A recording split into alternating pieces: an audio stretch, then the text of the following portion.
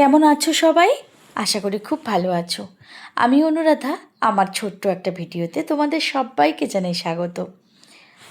আজ না তোমাদের সঙ্গে আমি একটা নতুন জিনিস শেয়ার করব। জিনিসটা দেখতে হলে পুরো ভিডিওটাই কিন্তু দেখতে হবে। তার আগে বলে নিই, প্রায় 1.5 মাস খানিক পর আমি এই স্কুলে ক্লাস শুরু করলাম। সেই যে মার্চ মাসে অ্যানুয়াল ফাংশন হয়েছিল, তারপর প্রায় 1-1.5 মাস ক্লাস বন্ধ ছিল, কারণ বাচ্চাদের এক্সাম ছিল।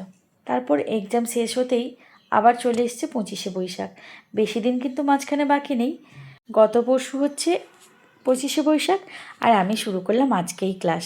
কারণ পরশুদিন ঘরোয়া একটু অনুষ্ঠান আছে, তাতে 2-3টে যদি নাচ তোলানো যায় তার জন্য। তাই আমি ক্লাস 5 আর 6 আর 4-এর মেয়েদের নিয়ে নাচটা তোলালাম। 3টে ব্যাচকেই 3টে নাচ দিয়ে দিলাম। আজকেই টোটাল নাচটা কমপ্লিট করে দিলাম, নইলে ওরা প্র্যাকটিস করার টাইম পাবে না। আর তোমাদের সঙ্গে একটু শেয়ার করলাম। সময়টা তো খুবই অল্প, তাই আমি আর বেশি ক্লাসকে নাচটা করালাম না, 3টে ক্লাসকেই করালাম। কারণ প্র্যাকটিসের জন্য তো সময় দিতে হবে। একদিনে হয়তো আমি নাচটা তুলিয়ে দিব, কিন্তু ওদেরকেও তো প্র্যাকটিসের জন্য টাইম দিতে হবে। তার জন্য বড় একটু যারা বুঝতে পারে, যারা একটু নাচটা ধরতে পারে তাড়াতাড়ি করে, তাদেরকে দিয়ে নাচটা করালাম। আর জানো তো, আজকে ক্লাস শুরু করলাম, আর আজকেই ভীষণ রোদের তেজ।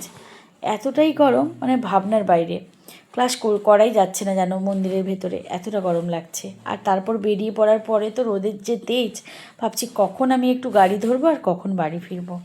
তারপর ক্লাস শেষ করে বাড়িতে ফিরলাম।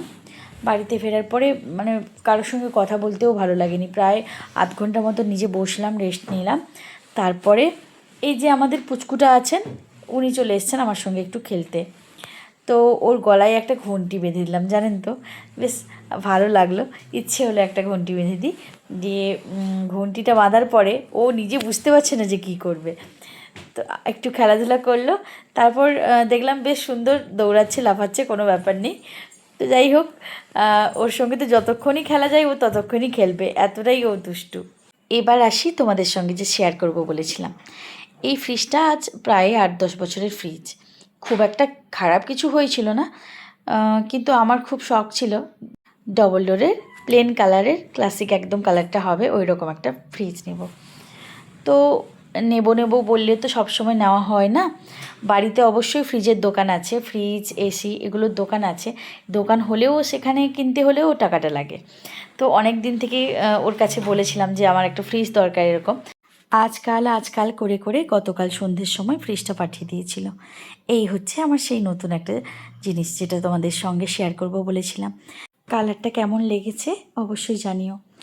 ফ্রিজের ভেতরটাও তো তোমাদের দেখালাম। আমার বেশ আনন্দ লাগছে, অনেক দিনের একটা স্বপ্ন ছিল, সেটা পূরণ হয়ে গেল। আজকের ভিডিওটা এইটুকু, জানো তো। আবার পরে আমার জীবনের নতুন কোনো গল্প নিয়ে তোমাদের সঙ্গে দেখা হচ্ছে খুব তাড়াতাড়ি। সবাই ভালো থেকো, সুস্থ থেকো। ভিডিওটা যদি ভালো লাগে অবশ্যই একটা লাইক, কমেন্ট, শেয়ার করে দিও। টাটা।